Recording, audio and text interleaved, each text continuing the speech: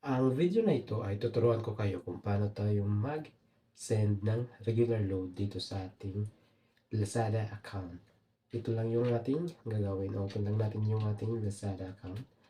Yan. Once na na-open natin yung Lazada account, punta tayo sa ating profile. So, click natin yung profile. Tapos, scroll down natin.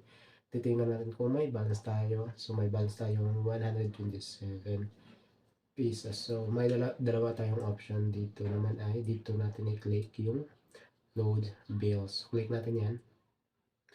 Pwede tayo bumili ng regular load dito. Click lang natin yung buy here. Once na gusto natin bumili dito or may isa pang option, scroll down lang natin. Mas madali dito bumili ng regular load. So, click lang natin yung mobile load. Buy mobile load. So, dito ay pipili tayo kung ano yung mobile number natin.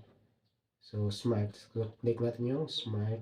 Tapos, click natin yung confirm. Dito ay pipili tayo kung magkano yung i-transfer natin na magiging regular load. So, 100. Example is 100. Yan. Tapos, yung number, dito tayo. Kung papalitan natin yung number, dito lang yung papalitan natin. Click yun lang yung buy now. Buy now. Tapos, dito ay click natin yung please order. So, sa Lazada wallet tayo magta-transfer. Sa Lazada wallet. Yan. Ibig sabihin nun, message order confirmation, ibig sabihin nun is dumating na yung ating regular load galing sa ating Lazada wallet. Example naman ay pupunta tayo sa ating balance na ngayon kung nabawasan ba yung balance natin. So, mayroon tayong 127 ngayon ay nagiging 27 lang. So, nabawasan ng 100. So, ito-transfer natin ulit itong 20 pesos. So, click na natin yung buy mobile load. Tapos, smart ulit. Click natin yung smart confirm. Isi-select natin yung 20 pesos. So, ito na yan. Nag-text na yung smart load. Smart load. So, click lang natin itong smart load. I-check natin kung dumating na yung 100 pesos natin. So, ito yon smart load.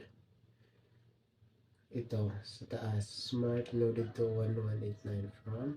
So, dumating na yung regular load na 100. Ngayon naman, ita-transfer natin yung 20 pesos natin. Buy now. Click natin yung buy now.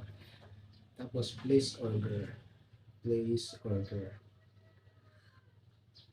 Ayun, order confirmation na. Ibig sabihin nun is payment success na yung ating pag-transfer sa Lazada to regular load sa ating mobile number. So, ganun lang kasimple kung paano tayo bumili ng regular load dito sa ating Lazada account.